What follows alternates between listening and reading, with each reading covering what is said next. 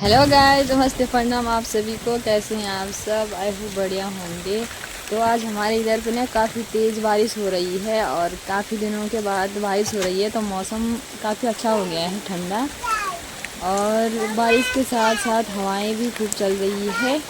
और जिन लोगों ने हमारा चैनल अभी तक सब्सक्राइब नहीं किया है वो प्लीज़ हमारा चैनल सब्सक्राइब कर दें और बेल आइकन को भी दबा दें, ताकि हमारी आने वाली वीडियो सबसे पहले आप लोगों तक पहुँचे।